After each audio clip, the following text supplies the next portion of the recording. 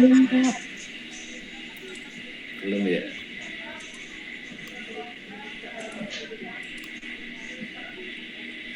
Sudah bisa dilihat? Nah, ini sudah. Sudah. Sudah ya?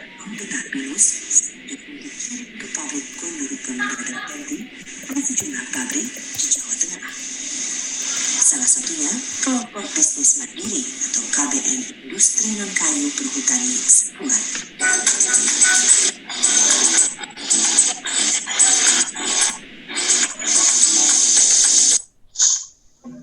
Jadi 10.000 ton getah pinus tiap tahunnya dapat diolah menjadi gondorukan dan terpenting. Proses pemasakan getah pinus menjadi gondorukan dan terpenting cukup sederhana. Ya, secara sederhana untuk proses getah pinus menjadi gondorukan adalah pertama yaitu pencairan getah pinus, penyaringan, pengendapan, dan pemasakan.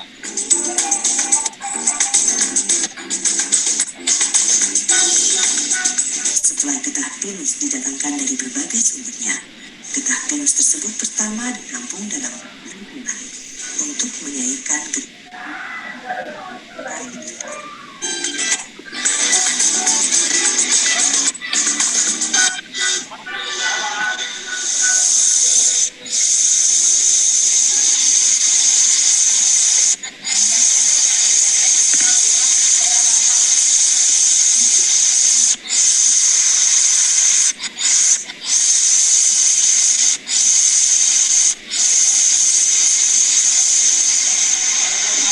Proses pencairan pertama dibersihkan dengan air di ketinggian tinggi, lalu diikatkan dalam penampungan.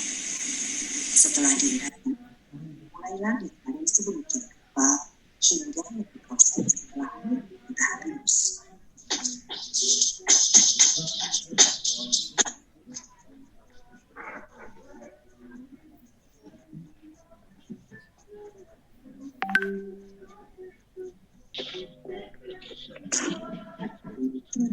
Teruji selanjutnya.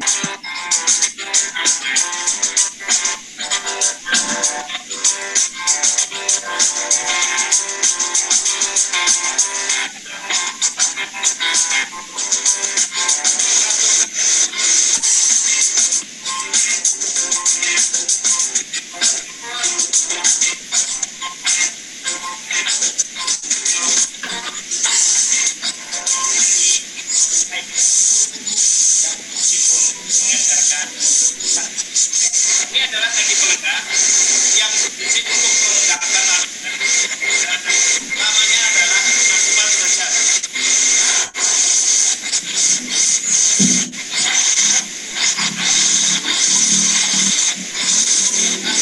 Inspirator ini teknik terbentuk prosesnya melalui penguapan. Jadi ini modelnya destilasi bertingkat. Pemasakannya model bertingkat, dimana pentingnya adalah menguap air dengan proses penting dari proses pertahanan. Setelah itu didinginkan di tangki kondensor di sana. Setelah di kondensor ada dua tangki penampung kondensor yang mana intinya adalah sama pergantian. Satu tangki kondensor setelah penuh itu dan ganti dengan tangki kondensor yang satu. Di tangki kondensor yang penuh dihadirkan tangki separator ini. Ini adalah tangki separator. Ini adalah untuk memisahkan air dari konten. Memisahkan dari konten, airnya dibuang dari pipa ini dan tentunya masuk ke proses. Setelah diputuskan dalam pengolahan, produk gondorukan yang terpenting KBM juga menjadi berbagai serat material yang ketat. Ia produk gondorukan dan terpenting diolah, salah satu sampelnya disimpan sebagai bank data untuk melacak kualitas gondorukan yang pasti. Ini tolak ukurnya dari sini, Pak. Ini kita kalau mau mengukur air, di sini berapa mili, dibagi berapa contoh getah yang diuji. Tahu di situ ketemu berapa persen. Terus yang hitam ini Pak ya, yang hitam ini kotoran halus Pak. Ini putaran halus. Nanti untuk mengetahui berapa persen, sama putaran halus, misalnya 40 ini kali jenis 0,9. Jadi dibagi dengan contoh kita ketemu persentase. Seperti ini Pak. Ini nantinya hukum ini saya sudah meyakinkan, saya optimis bahwa nantinya finishing produk akhir untuk gondor X dengan warna perutan yang kuning muda ini Pak. Dimasak dengan hasil ini Pak. Yang tadi sampel seperti tadi. Ini sampel X. Kita mau menguji warna dulu awal. Kita menguji warna dulu. Kita menguji warna dulu ini masuk. Ini lampu dinyalakan. Ini tutup. Di sini cuma membandingkan standar VV X warna tersebut ikut standar mana. Kalau standar warna, kalau hasil misalkan warna standar X, maka itu tersebut dimasukkan kualifikasi untuk X. Inilah hasil gondorukem kelas ekspor itu. Hanya gondorukem kelas X atau ekstra dan gondorukem kelas mini yang menjadi produk unggulan untuk diekspor ke sejumlah negara seperti Amerika, Kanada, dan Jepang.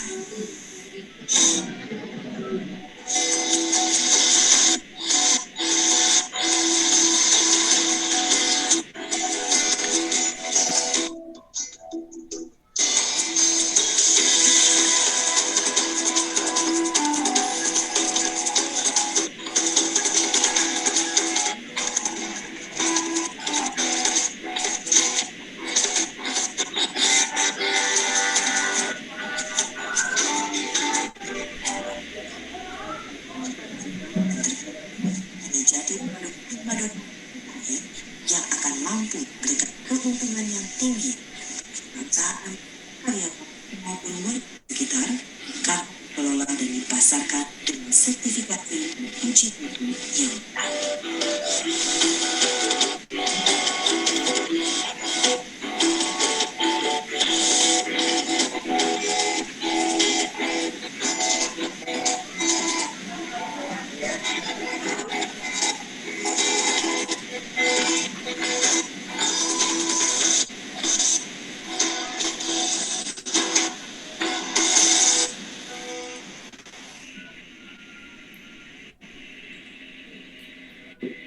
Baik.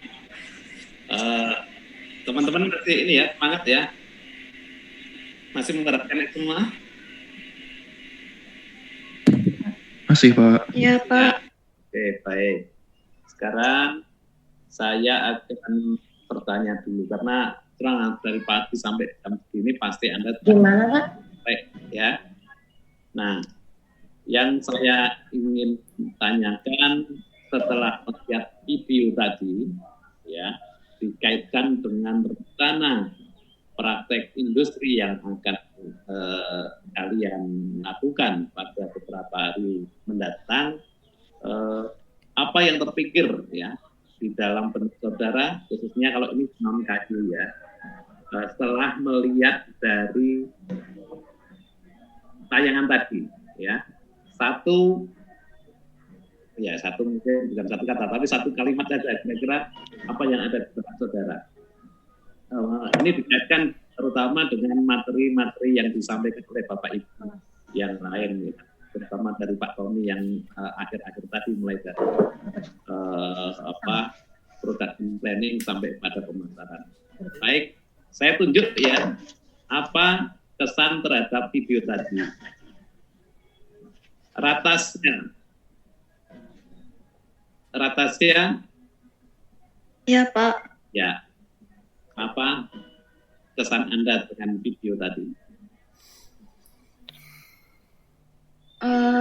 Dari yang saya lihat di video, karena mungkin jaringan saya agak jadi dari yang saya dengar tadi,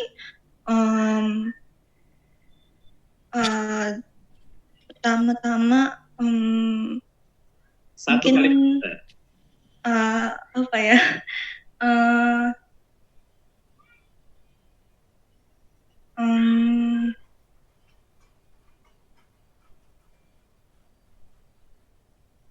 Belum ada ide? Anda kan melihat yang terus apa toh itu yang teringat di ekran saudara? Saya boleh jawab nggak, Pak? Samantha? Iya. Ya. Kalau dari yang saya lihat sih prosesnya lebih panjang ya Pak daripada yang kayu. Prosesnya lebih panjang dari kayu. Oke, satu itu ada. Kemudian yang lain, Daniel.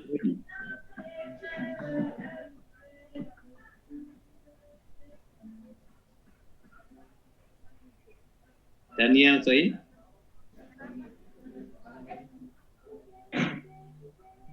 Halo. Suara saya terdengar, Pak? Ya. Oke. Kesan saya setelah menonton video tadi, waktu audionya mungkin sedikit kurang jelas di saya, itu kesannya bahwa hasil hutan kayu juga merupakan potensi yang besar sebagai hasil hutan yang dihasilkan oleh hutan. Kalau dikaitkan dengan PI? Oh, dikaitkan dengan praktek industri ini, Pak?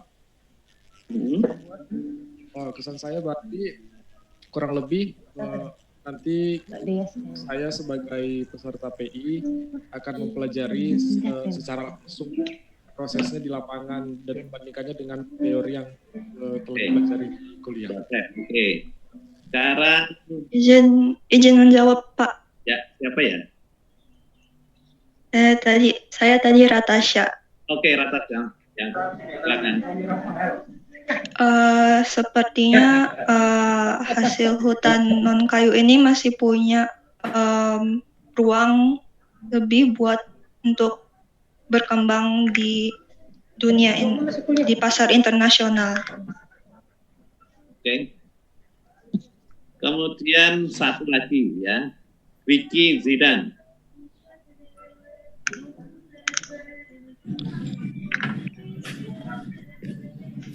Ya, hadir Pak. Dikaitkan dengan PI ya. Ya.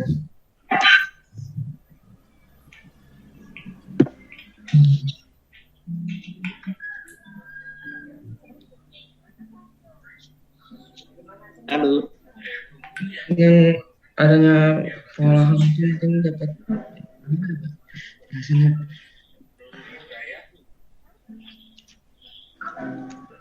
Saya udah bingung saya. Halo. Iya Pak. Gimana? Masih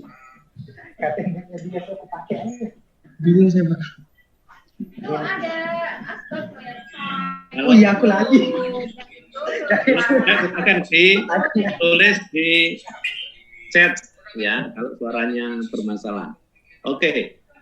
Baik, jadi antara satu orang dengan orang yang lain memang penerimaan beda. Tapi maksud saya pertanyaannya adalah bahwa yang namanya proses produksi, ya baik kayu maupun kayu, tadi Samantha menjelaskan itu lebih panjang kayaknya, ya. Baik kayu maupun non kayu itu hampir sama sebetulnya. Artinya apa? Artinya dalam proses produksi itu tujuan akhirnya adalah menghasilkan barang yang barang itu bisa dijual, ya bisa dijual dan menghasilkan keuntungan. Sehingga apa? Proses industri sendiri adalah proses untuk mengukir nilai tambah dari suatu benda.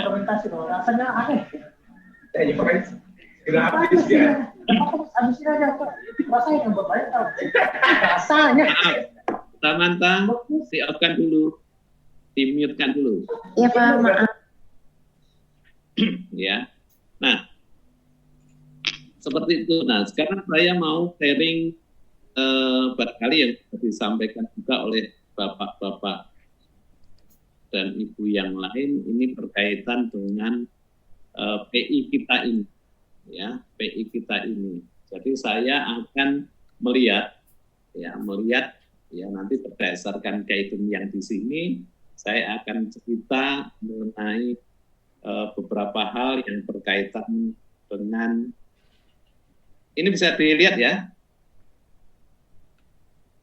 Bisa, Pak. Oke, baik, saya mulai dari sini. Saya senang ke production planning and inventory control. Ya. Begini, jadi dalam produksi biasanya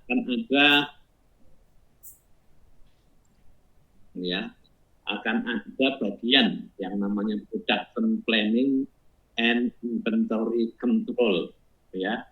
Meskipun di dalam industri kadang ada yang mengatakan PPIC itu production planning and internal control, ya. Saya pikir hampir sama seperti itu PPIC. Nah, kalau kita bicara mengenai industri yang ada, khususnya industri yang mengolah hasil hutan bukan kayu, yang itu variasinya luar biasa besar. Nah itu, kalau kita tarik garis besarnya, yang namanya production planning dan inventory control ini pasti dilakukan oleh industri tersebut, ya. Sebagai contoh sekarang, apa toh yang biasa diperlukan oleh industri ini untuk menjalankan industri ini tidak lepas dari production planning, ya, production planning. Jadi kalau Anda sudah ambil barangkali mata kuliah kewirausahaan, di situ Anda minta untuk membuat business plan, ya, business plan. Nah, sebetulnya business plan kalau pertama kali itu diperlukan untuk menjalankan ini. Nah, kalau yang di sini, yang di production planning and inventory control, ini production planning-nya itu sudah barangkali mengikuti yang ada, yang dahulu sudah digariskan oleh yang awal menciptakan industri ini, ya. Jadi nanti kalau kamu ke industri, kamu tinggal melihat, oh seperti ini. Jadi tidak bisa Anda melihat business plan seperti yang di kewirausahaan. Nah, kita bicara mengenai production planning. Jadi kalau industri Gondorukem dan Terpentin, ya, dalam hal ini yang barangkali nanti akan menjadi fokus saudara untuk diamati di sana. Pada bidang production planning ini, ya, Anda akan melihat, ya, planning apa, ya, yang ditetapkan oleh industri tersebut, ya. Nah, planning apa yang akan dibuat oleh industri tersebut? Contoh, ya, kalau tadi dikatakan oleh Pak Tommy misalkan, sekarang kita mau membuat mobil yang bentuknya khas, misalkan seperti itu. Ya. Pada planning produksi itu tentu dia akan mensurvei banyak hal, ya, banyak hal. Terutama apa-apa yang diinginkan oleh konsumen, ya, apa yang diinginkan oleh konsumen. Nah, sekarang kalau Anda mau buat mau Anda, konsumen tidak suka, ya tidak akan laku. Ya. Demikian pula pada proses produksi, baik itu yang berkaitan dengan kayu, non kayu dan lain sebagainya. Tentu, ya, tentu Anda juga harus memperhatikan keinginan pasar. Ya, keinginan pasar seperti apa? Contoh, misalkan di industri pengolahan Gondorukem dan Terpentin. Tentu masyarakat sudah pandai, jadi kalau membeli produk Gondorukem pasti dia akan berpikir mengenai kualitas itu berdasarkan sifat-sifat yang sudah diuji oleh SNI misalkan seperti itu. Ya. Nah, contoh adalah kecerahan, ya, kecerahan atau transmitansi.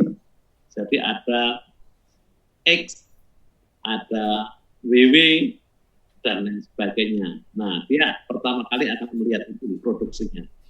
Dia pengennya kualitasnya bagus.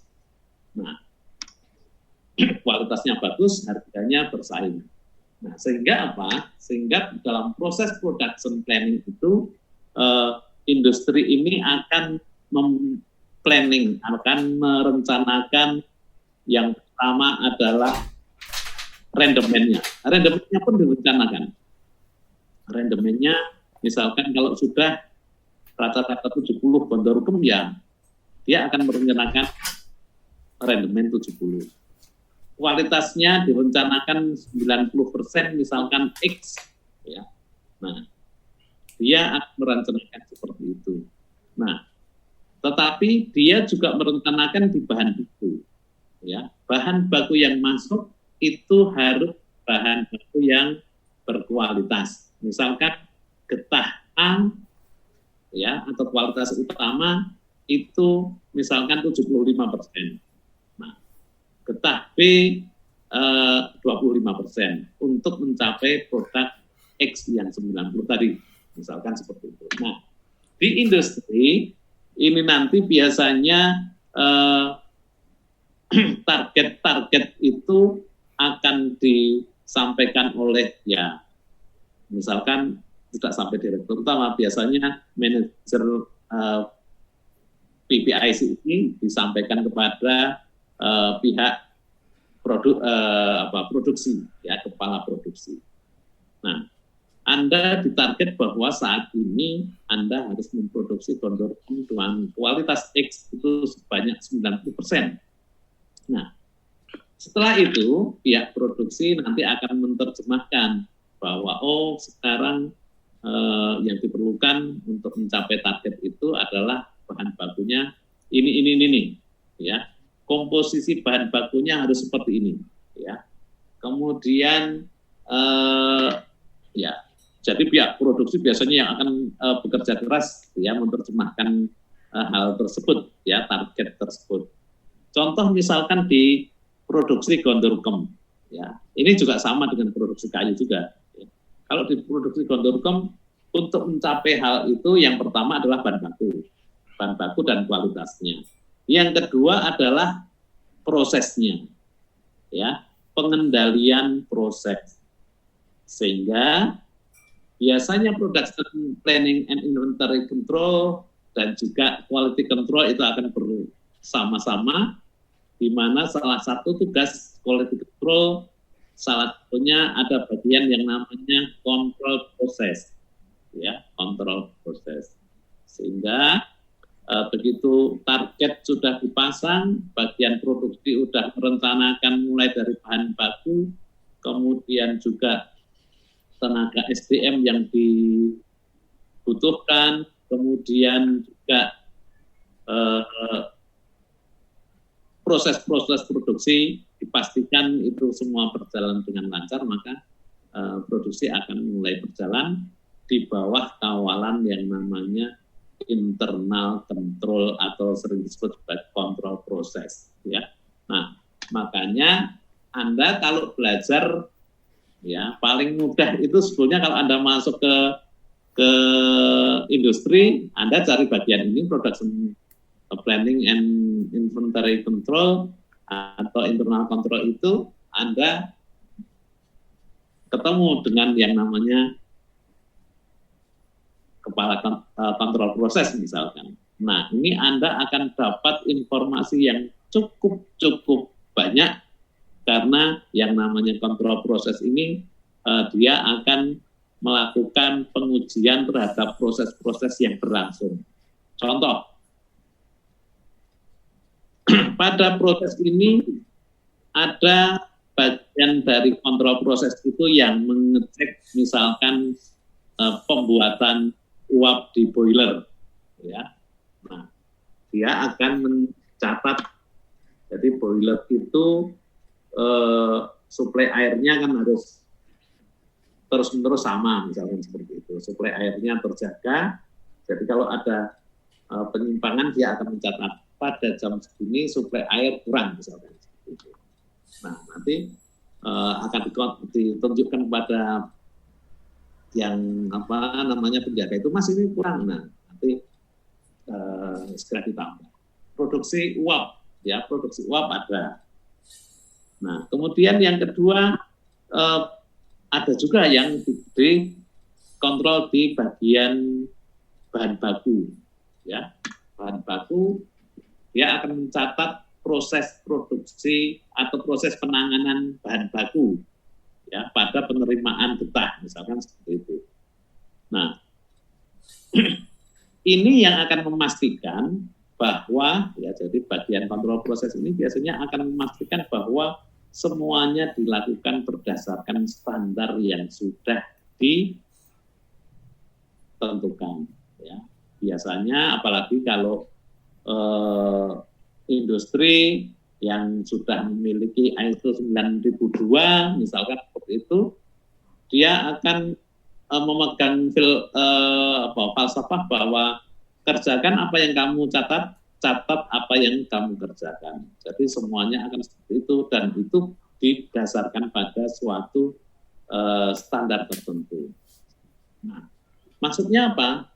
Kerjakan apa yang kamu catat apa yang kamu kerjakan. Jadi maksudnya kalau kita mengerjakan sesuatu, kita dapat berapa, kualitas berapa dicatat terus. Nah, sehingga kalau nanti misalkan ada penyimpangan, itu akan mudah segera dilacak. Oh, harusnya proses produksi dengan bahan baku yang premium semua harusnya X-nya 95%. Ini kenapa jadi 75%? Oh, ternyata setelah diteliti ada laporan di bagian kontrol proses pada suplai uap, ternyata suplai uap pada jam ketiga itu drop, misalnya seperti itu, ya. Nah, ini sehingga nanti Anda bisa berkonsultasi, misalkan Pak, saya mau mengikuti kontrol proses untuk produksi kondukem ini. Nah, kontrol proses ini akan bersama-sama ya dengan produksi atau mengawal bagian produksi untuk menuju target yang sudah ditentukan di awal, ya. Sehingga sehingga nanti proses akan berjalan dengan lancar. Nah, memang di dalam praktek industri sebaiknya memang Anda memahami terlebih dahulu alur-alur produksi dari apakah itu kondorukem, apakah itu kayu, apakah ini produksi terpentin, apakah itu produksi gliserol ester, ya misalkan Anda ke Malang dan lain sebagainya. Itu pertama Anda harus mengetahui terlebih dahulu prosesnya, alur prosesnya. Kemudian yang kedua, setelah mengetahui alur proses, jadi kalau di industri itu dinamis sekali ya, dinamis sekali. Kenapa? Karena kadang seharusnya ya misalkan ya seharusnya menurut teori kalau bahan bakunya bagus itu hasilnya harus bagus, tapi ternyata tidak. Jadi variasinya sangat lebar, sehingga nanti kalau Anda tanya di bagian quality control atau kontrol proses atau bagian pengendali mutu kayak gitu, Anda akan lihat bahwa ternyata proses produksi itu variasinya luar biasa. Nah, memang kita tidak bisa mengendalikan menjadi proses yang tidak bervariasi, jadi prosesnya bagus terus kayak gitu, ya. Tapi kadang ada penyimpangan seperti itu. Nah, ini yang saya katakan sebagai dinamis, ya. Karena apa? Karena setiap kita kerja itu berkaitan dengan yang pertama dengan SDM yang selalu berganti, misalkan berganti dalam arti performanya, ya. Saat sekarang sehat, fit luar biasa, besok sakit ya gitu aja, ini akan berakibat pada proses produksi dan akhirnya akan berakibat pada hasil yang diperoleh. Ya. Oke. Nah, memang banyak yang jadi tugas di sini ya. Ini bagian perencanaan itu mulai dari merencanakan order yang apa yang masuk, order apa yang dikerjakan terlebih dahulu, spesifikasi produknya seperti ini, ya, sampai kepada nanti akhirnya target yang dibebankan kepada pihak produksi, ya, bagian produksi. Ya. Nah, memang persiapan itu luar biasa, tapi kalau sudah jalan itu akan sangat mudah sebenarnya kegiatan sehari-hari. Jadi kecuali misalnya kita berhenti, kemudian baru lagi, ini biasanya effortnya atau usahanya luar biasa. Jadi misalkan kena dampak COVID seperti ini, kemudian berhenti sampai setengah tahun kayak gitu. Waduh, itu luar biasa. Hampir bisa dikatakan hampir kembali ke titik nol ya, titik nol. Karena apa? Karena Anda harus mencari order, Anda harus menganalisis order, kemudian spesifik produk yang akan dibuat itu untuk mencukupi order tersebut seperti apa, jumlah bahan baku, bahan penolong, tenaga kerja, mesin, ini seperti apa, ini harus betul-betul ditetapkan di situ. Ya. Nah, memang proses seperti itu, ya, kalau adik-adik nanti masuk ke dalam industri, ya, begitu masuk, Anda barangkali, atau kalau tidak, ya Anda minta sendiri bahwa Pak, saya mau praktek ini. Pertama adalah mengetahui proses, kemudian yang kedua itu mengetahui keadaan yang sebenarnya. Ya, kalau di pabrik kayu misalkan dari pembahanan, hari ini targetnya membuat ABCD. Nah, biasanya bagian pembahanan akan melihat, oh ini target hari ini pengen kualitasnya 90%. Maka biasanya dia sudah terbiasa dengan, oh ini saya akan menyediakan premium 50% misalkan. Ini nanti ditanyakan. Nah, biasanya ada kalkulasi tertentu dari pihak pembahanan, kan pembahanan itu baik produksi dan terpenting maupun produksi kayu itu sama. Ya, dan pembahanan target bahan baku tercapai atau tidak. Nah, karena apa?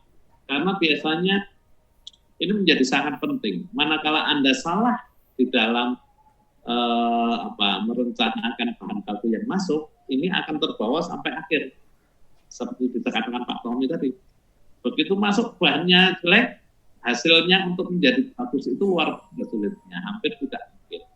Maka target itu biasanya juga harus dibarengi dengan isi bahan baku yang ada. Selain bahan baku, kemudian proses.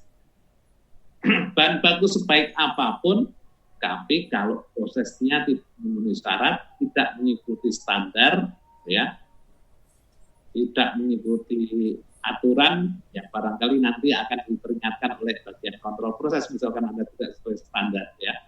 Pak, hari ini membuat bahan baku, membuat targetnya X 90%, kenapa di sini pengendapannya, ya, pengendapannya itu hanya 15 menit, misalkan. Nah, tidak bisa, Pak. Jadi prosesnya kan getah diterima, kemudian itu diencerkan, kemudian disaring, kemudian diendapkan, kemudian disaring lagi, dimasak. Nah, dimasak nanti akan membutuhkan komponen yang lain juga. Nah, pada saat terjadi perubahan pada satu tahapan, ini akan berakibat pada proses di belakangnya. Sehingga biasanya seorang foreman misalkan, ya, jadi ada pekerja bawah, ada pekerja foreman ini yang biasanya yang akan diduduk oleh teman-teman yang di internal kontrol atau di bagian kontrol proses. Mas, hati-hati, itu pekerjamu beler, wong jogo pengendapan baru 15 menit, kok udah dialirkan misalnya. Nah, ini jadi masing-masing bagian itu harus saling mensupport untuk memenuhi target produksi, ya. Nah, kemudian setelah kita melihat ya, antar hubungan ya antar bagian pembahanan sampai kepada bahkan pemakingan itu penting yang jelas meskipun mereka barangkali tidak tahu menahu proses sebelumnya, tapi dia harus tanggung jawab bahwa apa yang dikerjakan oleh bagian itu harus dilaksanakan dengan sebaik-baiknya. Begitu ya. Nah, kalau kita breakdown itu saya nggak yakin cukup waktunya ya. Kita misalkan dari persiapan bakunya saja nanti akan ada banyak rangkaian proses yang itu harus betul-betul dijaga supaya bahan baku yang masuk itu berkualitas. Ya. Contoh ya, jadi bagian pembahanan yang sering disebut sebagai bagian persiapan bahan baku ini tidak serta-merta wah paling gampang ini, tidak ya, tidak. Jadi penanganan bahan baku itu atau material handling ya, raw material handling itu luar biasa malah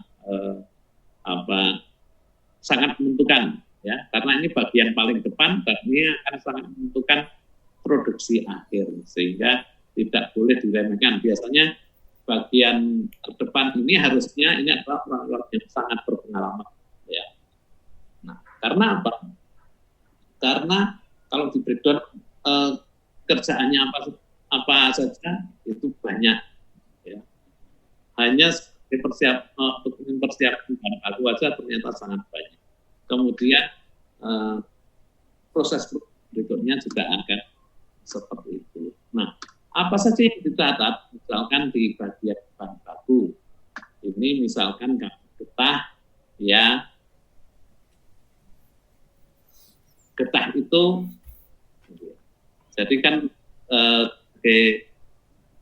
untuk memenuhi target ya, jadi misalkan ada 4 bak getah,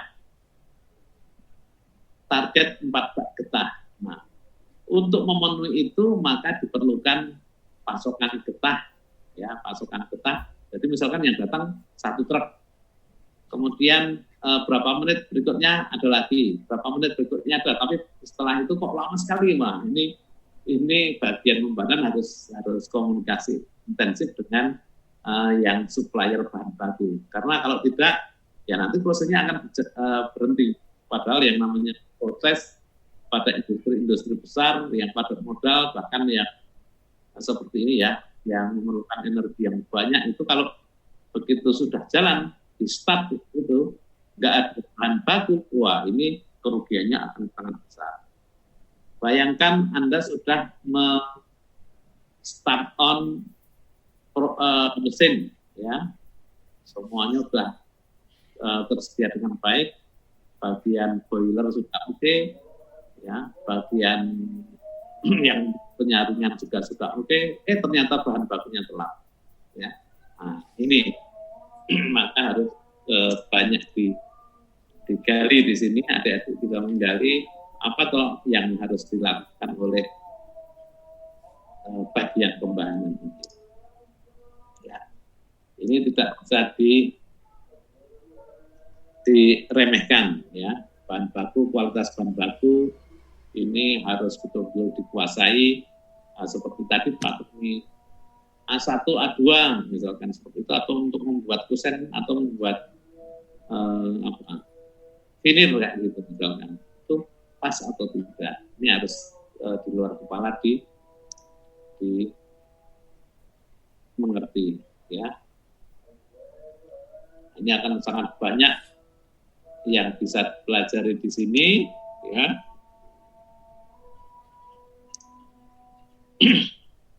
Mencatat kondisi bahan baku awal, kemudian jadi kalau bahan baku itu biasanya juga berkaitan dengan penyediaan bahan baku biasanya, ya. Jadi kalau bahan baku getah, ya, bahan bakunya getah, biasanya bahan bakunya ada asam oksalat misalkan dan sebagainya, itu biasanya juga akan disatukan di situ. Ya. Kemudian masuk ke proses produksi, ya, masuk ke proses produksi manakala Anda berkaitan dengan kondorokong terpentin, ini akan berbeda dengan manakala Anda masuk ke dalam proses pengolahan minyak lemak atau bahkan dengan produksi kayu, ya akan sangat berlainan karena mesin-mesinnya juga akan sangat berlainan. Ya, tentu saja Anda harus melihat, mencatat dari setelah bahan baku pertama kali itu diapakan, harus diapakan. Nah, misalkan di getah proses bahan baku masuk, ya.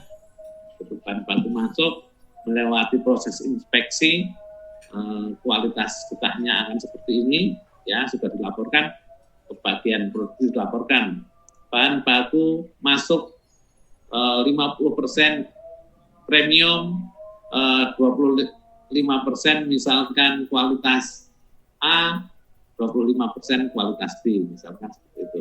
Nah, ini disampaikan kepada kepala bagian produksi. Nah, setelah itu kepala bagian produksi ini akan bertanggung jawab terhadap pengolahan bahan itu menjadi bahan jadi. Ya. Nah. Contoh, nah misalkan seperti ini. Jadi di proses produksi ini diawali dari penampungan, ya, penampungan dan penyaringan, pencampuran di sini, kemudian pencampuran ini biasanya masuk dalam kategori bidang penyiapan bahan baku atau bagian pembahannya. Nah, setelah itu dia dilepas, kemudian masuk ke dalam proses produksi. Nah, getah kondorokong terpentin biasanya setelah masuk ke proses produksi, ini pertama kali akan menjadi cair, ya. Jadi setelah pencampuran akan menjadi cair, kemudian setelah itu dilakukan proses penyaringan. Jadi proses produksi di kondorokong terpentin ini sebenarnya sederhana. Pada intinya adalah disaring, getahnya itu disaring menjadi sangat bersih, kemudian dimasak. Ya, dimasak. Nah, dimasak tentu saja harus diperhatikan banyak hal yang berkaitan dengan pemasakan itu, mulai dari suhu, lama waktu, ya, kemudian dalam prosesnya selalu dikontrol. Jadi misalkan, jadi pemberian suhu itu juga ada aturannya. Ya, jadi pada saat getah itu sudah masuk, kemudian mau diberi suhu berapa itu sudah ada aturannya. Ya bisa kita tiba-tiba memberikan suhu 170, ya, di mana itu merupakan titik dari getah kondorokong, kan juga seperti itu. Jadi dimulai dari rendah suhu kamar, ya, kemudian semakin satu jam harus mencapai kira-kira 100 derajat gitu. Kemudian 2 jam berikutnya harus mencapai 150 derajat dan lain sebagainya. Jadi itu ada aturannya, bahkan pemberian suhu seperti itu. Ya. Nah, ya, di sini di bagian pemasakan. Jadi setelah ditampung, disaring, dicuci lagi, kemudian getah stok ini sudah siap untuk proses berikutnya. Ya. Setelah dimasak 4 jam dengan dikontrol oleh bagian kontrol proses berlangsung dengan lancar, di mana pada 1 jam pertama diberikan suhu sampai 100 misalkan. yang kedua sampai 150, ketiga sampai 170, keempat atau jam keempat di stop misalkan suplai uapnya. Nah, tentu saja bagian pemasakan ini tidak hanya istilahnya bertanggung jawab, aku masak dengan suhu apa adanya. Nah, kenapa? Ya saya dapat suplainya energi, suplai panasnya, suplai uapnya dari bagian boiler juga apa adanya. Tidak bisa seperti itu ya. Jadi bagian boiler itu pun harus bertanggung jawab bahwa produksi uap saya ya atau stok uapnya itu harus selalu ada. Artinya apa? Artinya kalau misalkan air sebagai pembangkit dari uap itu berkurang, ya tidak boleh. Jadi dia harus selalu memastikan bahwa suplai air cukup, kemudian briket batu bara atau briket arang briket misalkan yang dipakai untuk pemanasan di situ itu juga harus cukup supaya produksi itu cukup. Jadi produksi misalkan butuhnya misalkan superheated steam misalkan seperti itu ya. Ada loh ini saya butuh uapnya segini untuk memasakkan sampai berapa ton. Oke, produksi otomatis nanti bagian boiler itu akan mengkonversi permintaan dari bagian pemasakan itu ya dengan konversi kira-kira air yang saya butuhkan berapa liter, kemudian bahan bakar briket batu bara yang saya pakai berapa ton begitu ya. Nah, kemudian setelah itu dikirim ke bagian pemasakan uapnya, kemudian dilakukan pemasakan. Nah, pada bagian pemasakan itu bertanggung jawab itu berkaitan dengan suhu dan waktu tersebut. Ya. Setelah ini bagian proses biasanya juga masih satu bagian juga. Ini dilakukan proses proses pendinginan. Meskipun itu semuanya tidak bisa pemasakan dilakukan secara terpisah. Saya masak dulu, baru nanti saya dinginkan, tidak. Tapi ini akan selalu berjalan. Proses itu berjalan terus-menerus, ya, tidak bisa dihambat. Gitu ya. Tetapi dia juga akan istilahnya target-target itu biasanya juga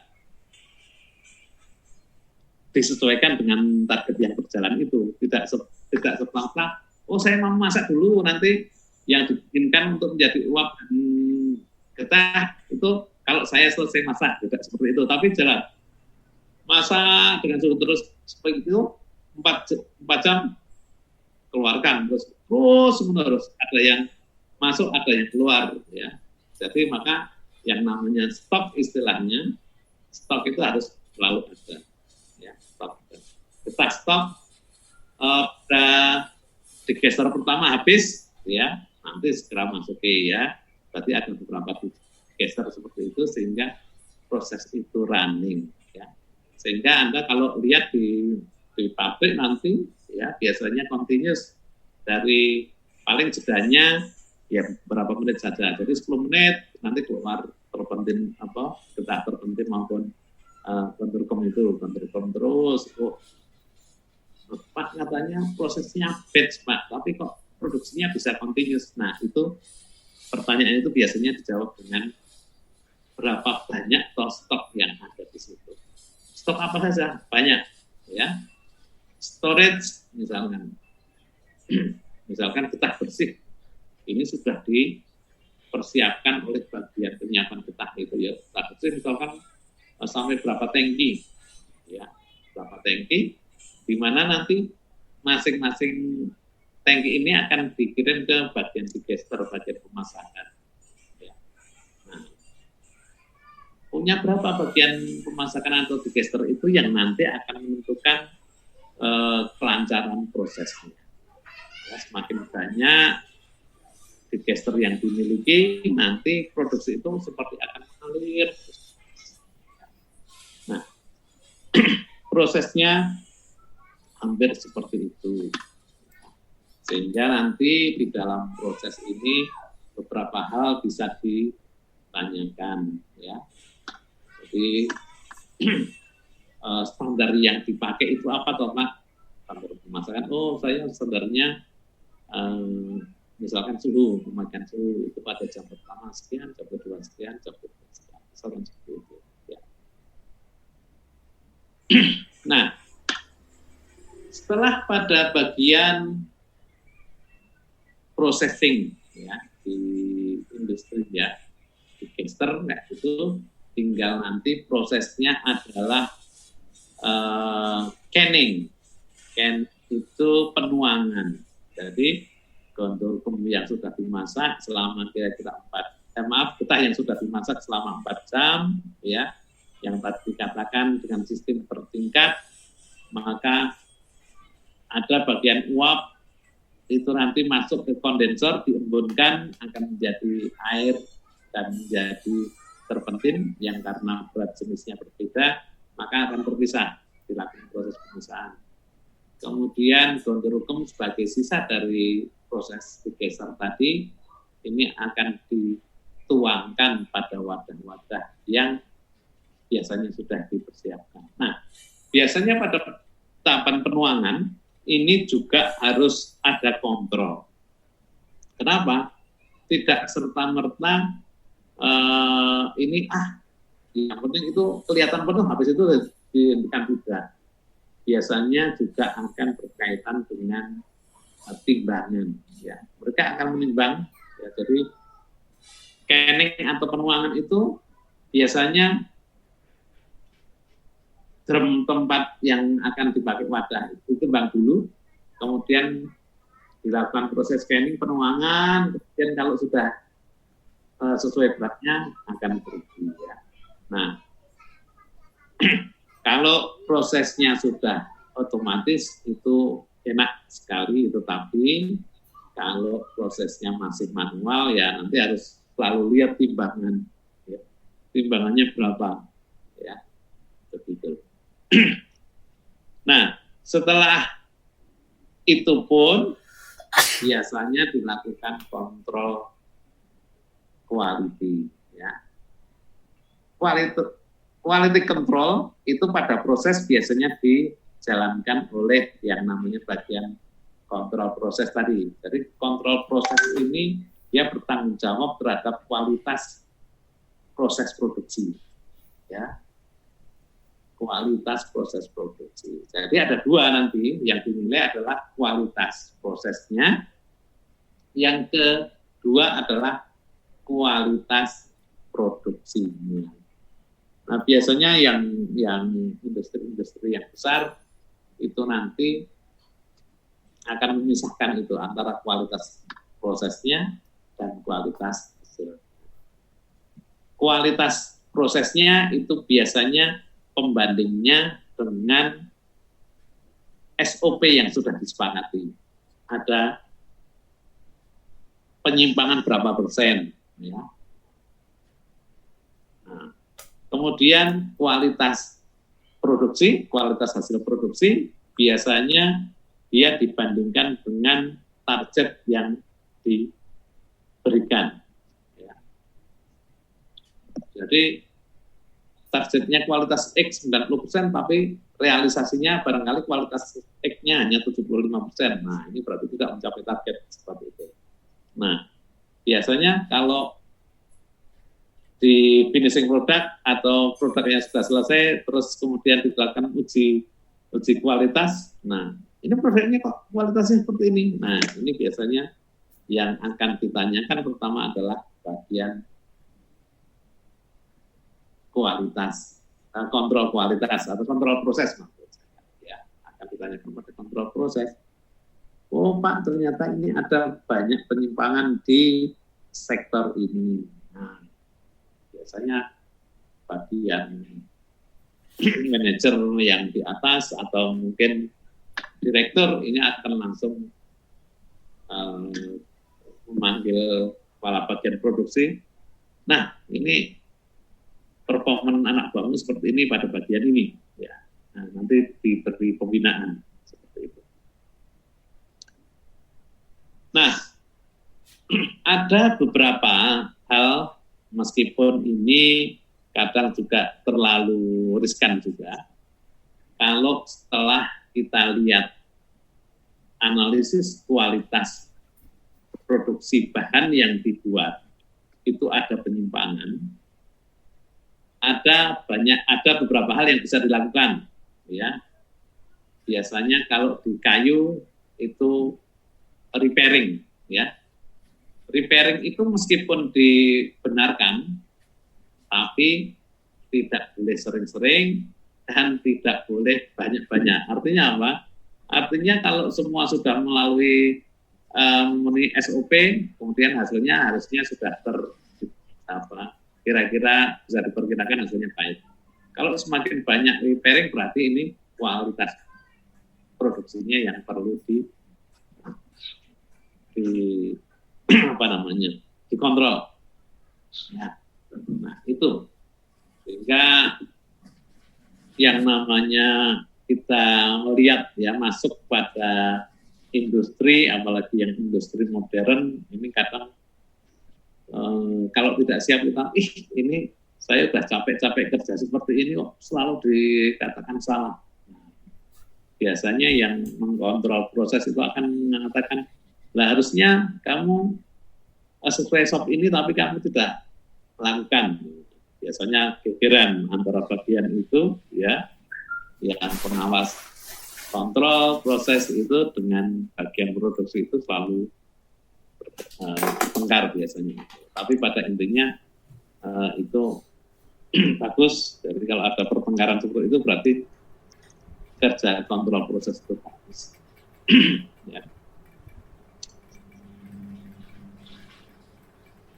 Nah, setelah dilakukan quality control, ya, nanti biasanya kita akan mengetahui bahwa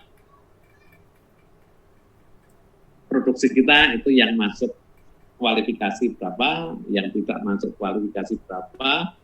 Biasanya produk-produk yang tidak masuk kualifikasi itu di reject atau disendirikan, ya, sendirikan dulu. Kalau di kayu barangkali ada repairing, tapi kalau di di Gondorukom itu repairingnya akan memerlukan waktu biaya dan besar sehingga tidak dilakukan. Nah, gimana sudah menjadi produk yang warnanya lebih hitam itu ya nggak bisa dikembalikan lagi prosesnya. Maka kalau tidak ada proses repairing kayak gitu, repair ya, itu harus dilakukan dengan sangat hati-hati. Nah, biasanya kalau di industri non kayu yang mirip dengan kayu, misalkan di rotan begitu ya, itu ada proses yang namanya proses finishing ya, pada bagian akhir kemudian dilakukan proses finishing, memberikan berbagai macam kesan untuk produksi kita. Jadi misalkan kesan halus, warna dan lain sebagainya. Tapi di Gondorukom ini finishing itu barangkali tidak ditemukan.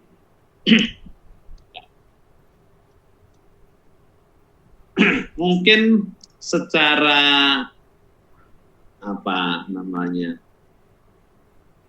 garis besar seperti itu, ya, garis besar seperti itu. Saya akan lebih senang kalau adik-adik semuanya ini nanti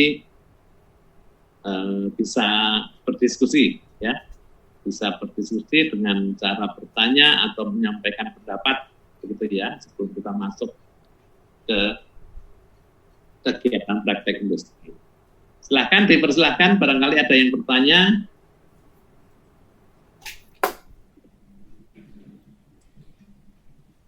Halo.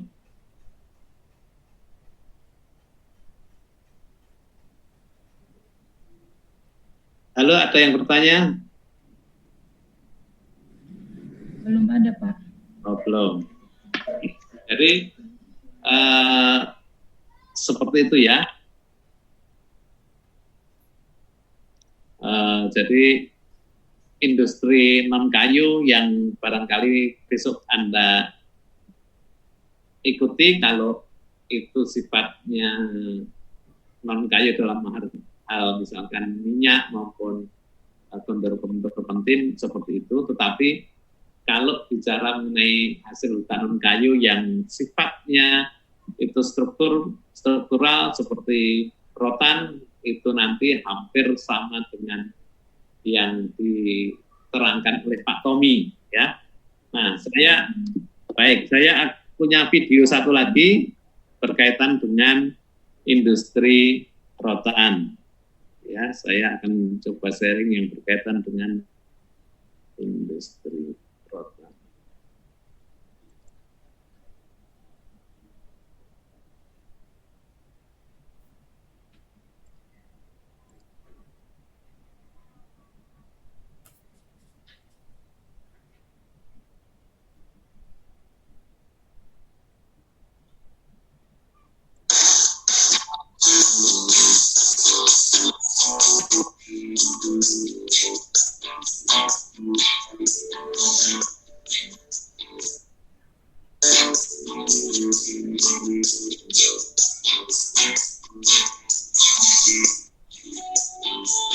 Rotan adalah komoditi yang banyak terdapat di berbagai daerah di Indonesia.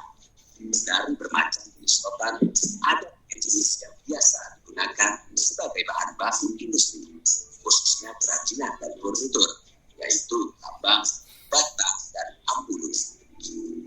Daerah barat rotan utamanya dengan Kalimantan Tengah dan sekitar Sulawesi Tengah. Bahkan Kota Palu telah dijadikan pusat pengolahan industri rotan terpadu. Sekolah rotan binaan Kementerian Perindustrian. Pengambilan rotan dari alam tergolong mudah, akan tetapi pengolahan rotan tetap menjadi rotan setengah jadi tidak semudah seperti yang dibayangkan. Ada serangkaian tahap yang harus dilalui. Salah satu daerah yang menjadi sentra industri rotan yang terkenal di Nusantara adalah Cirebon. Terletak di pesisir utara Pulau Jawa, Cirebon memiliki banyak lokasi yang menjadi sentra-sentra pengrajin rotan. Kerajinan rotan yang dibuat di Cirebon beragam jenisnya, mulai dari kursi dan meja, anyaman, mainan, dan kerajinan lainnya. Permendak nomor 35 tahun 2011 tentang ketentuan ekspor rotan dan produk rotan, larangan ekspor rotan kita diberlakukan. Ini pun menjadi berkah bagi pengrajin rotan di sentra rotan Cirebon yang selama ini mengeluh kekurangan baku. Dengan bahan baku yang terjamin, pengrajin rotan di Cirebon dapat fokus pada pengembangan desain dan mutu produk. Ada satu kebijakan yang diambil pemerintah yang saat ini sudah diambil adalah sudah ditutupnya keran bahan baku ekspor bahan mentah. Nah, itu salah satu juga yang jadi harapan buat ekspor di Cirebon mungkin. Kalau sudah ditutup, nanti kita tinggal gimana caranya kita bisa memasarkan supaya kita tidak seperti kemarin bersaing dengan negara lain tapi bahan bakunya dari Indonesia. Sementara hasil jualnya justru negara lain jauh lebih murah dan menyebabkan kita kalah. Gitu. Tapi kalau seumpamanya sudah ditutup, insya Allah Cirebon atau khususnya Indonesia akan bisa bersaing dengan negara lain karena rotan hanya ada paling besar di Indonesia. Untuk meningkatkan nilai tambah tersebut, Kementerian Perindustrian sebagai pembina industri kecil dan menengah terus melakukan serangkaian program seperti peningkatan kemampuan tenaga kerja, peningkatan teknologi pengolahan, serta peningkatan kemampuan inovasi untuk menghasilkan produk-produk rotan yang digemari banyak kalangan. Bagi produk rotan Indonesia semakin bisa bersaing di mancanegara karena bahan baku rotan alam lebih disukai ketimbang yang sintetis. Sentra industri rotan adalah kunci pengembangan ekonomi masyarakat, dan membangun industri lokal ini tidak bisa dilakukan sendiri tanpa dukungan kuat, baik dari pemerintah, alih teknologi, serta media pasar untuk industri rotan agar terus berkembang di kancah lokal maupun internasional.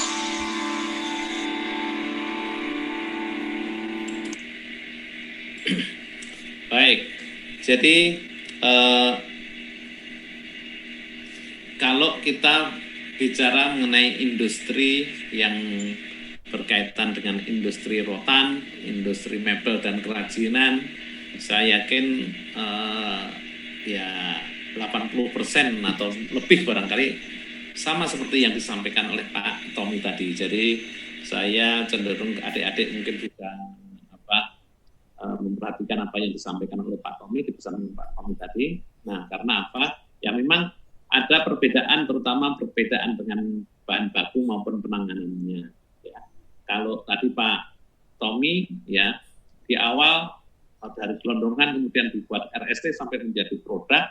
Ya, kalau di rotan, nah rotan ini bahan bakunya ya rotan bulat seperti itu ya. Itu dari petani biasanya itu yang dilakukan ya proses pembahanannya adalah rotan itu harus dibuat menjadi warna menarik ya, kadar airnya harus sesuai ya, kadar air sesuai itu berapa ya, kadar air misalkan yang dipersyaratkan berapa. Jadi contoh misalkan rotan dengan kadar air yang disyaratkan adalah 12%.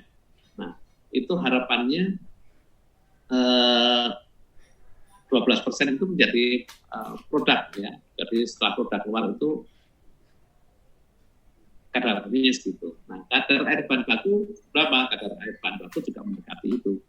Sehingga perlu proses pengeringan. Nah, pengeringan rotan itu yang biasanya lebih cepat dibandingkan pengeringan untuk kayu. Karena pengeringan rotan itu biasanya sekaligus ya bisa didapatkan secara simultan manakala rotan dilakukan proses penggorengan. Jadi rotan itu digoreng ya dengan minyak solar begitu ya. Itu fungsinya adalah untuk memperbaiki penampakan permukaan rotan dan juga sekaligus pengeringan. Sedangkan apa yang disampaikan oleh Pak Tommy, tentu kalau kayu itu harus dikeringkan ya, baik dengan sistem pengeringan dengan matahari, dijemur gitu, atau dimasukkan ke dalam kilang dryer ya. Nah, kalau di rotan biasanya digoreng ya. Kemudian proses berikutnya sebelum masuk ke proses produksi, penanganan bahan baku itu juga bisa dilakukan dengan proses pengasapan ya.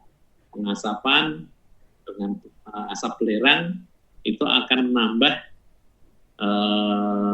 kualitas warnanya menjadi semakin baik, semakin digemari. Karena pada proses pengasapan itu selain menurunkan kadar air, itu juga membuat warna menjadi kuning gading. Ya, jadi kalau Anda lihat bahan baku yang masuk, ya warnanya macam-macam. Ada yang ya buluk istilahnya ya. Warnanya kecoklatan hitam-hitaman, tapi nanti dengan proses digoreng, proses pengasapan dengan asap belerang dan lain sebagainya, itu nanti warnanya akan mendekati seperti yang diharapkan, yaitu kuning gading seperti itu. Nah, setelah masuk ke lewat bagian pembahanan, itu masuk, kemudian dilakukan proses. Kalau Pak Tommy kan di kayu harus digergaji ya, harus digergaji. Kalau di rotan ya ada juga penggergajian rotan ya, jadi diirat sebetulnya, jadi dihilangkan kulitnya. Jadi rotan itu bulat begitu, di bagian tepi, bagian kulitnya itu laku dijual, bagian tengahnya juga laku dijual ya. Nah, itu setelah melalui proses pembahanan selesai, kemudian rotan bisa diirat, bisa dibelah ya, bisa disempurnakan bulat ke bulatnya ya, itu dengan mesin. Nah, setelah itu bisa dilakukan proses pembengkokan seperti yang ada di video tadi ya. Pembengkokan itu dengan mesin atau dengan manual ya, dengan dikasih panas ya, dengan bantuan penekanan dan lain sebagainya, itu rotan bisa dibengkok-bengkokkan ya. Nah, itu luasnya dibandingkan dengan kayu. Apakah kayu tidak bisa? Nah, pada ketebalan tertentu bisa. atau dengan upaya yang lebih keras dengan perebusan misalkan kayu juga bisa dibengkokkan, tapi memang tidak seulet rotan ya. Kalau rotan karena memang diameternya kecil ya mungkin lebih fleksibel, tapi kalau kayu-kayu dengan diameter yang besar untuk dilakukan proses pembengkokan itu pasti akan terjadi defek yang barangkali itu tidak baik hasilnya. Oke, baik. Itu apa yang bisa saya sampaikan pada sore hari ini. Silakan pada adik-adik semuanya, ya sekali lagi kalau ada yang bertanya silakan bertanya di sini. Saya tidak menjelaskan kembali mengenai tugas-tugas, tapi juga disampaikan oleh Pak Tommy ya. Tugas-tugas silakan nanti bisa dikonsultasikan dengan dosen pembimbing akademiknya masing-masing. Kira-kira tambahan tugasnya itu apa saja ya. Apakah itu sudah masuk yang disampaikan oleh Pak Nafis dan Pak Tommy yang tadi ya. Tetapi yang jelas pesan saya barangkali juga sudah disampaikan oleh Mbak Anissa bahwa begitu Anda masuk ke dalam kegiatan ini, apalagi misalkan nanti bisa secara luring itu akan jauh lebih mengasihkan dibandingkan hanya sekedar daring ya. Wah, kalau luring itu dibandingkan daring sangat ya beda jauhnya ya. Anda melihat sendiri, mengalami sendiri itu wah, pengalaman luar biasa yang tidak akan mudah terlupakan. Tapi meskipun demikian, yang namanya daring, tapi kalau Anda perhatikan dengan baik, bahkan Anda mungkin juga akan bisa mengingat, oh saya tidak pernah lihat yang seperti ini. Mungkin itu dari saya, silahkan kalau ada yang bertanya.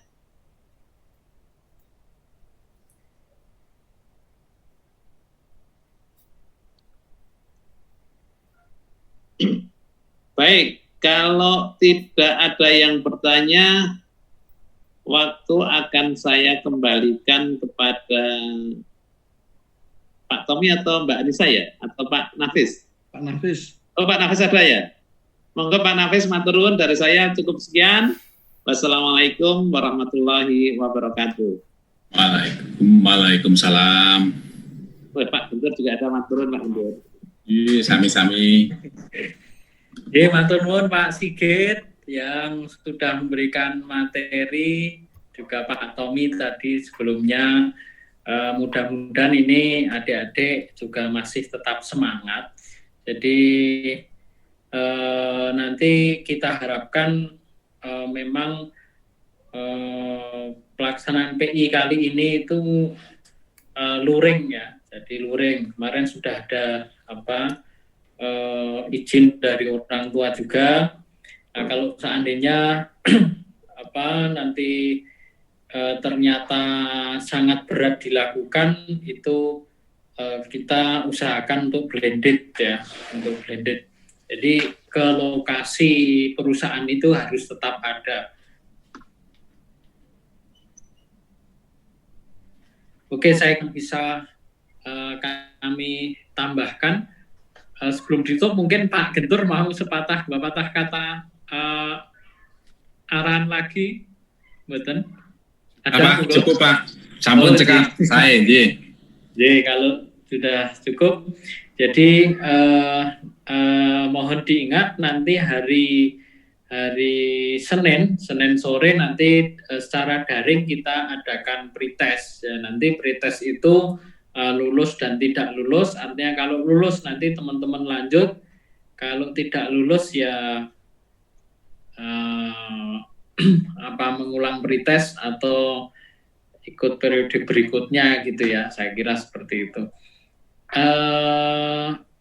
Nanti setelah hari Senin kita usahakan koordinasi lagi nanti teman-teman mahasiswa dengan kami.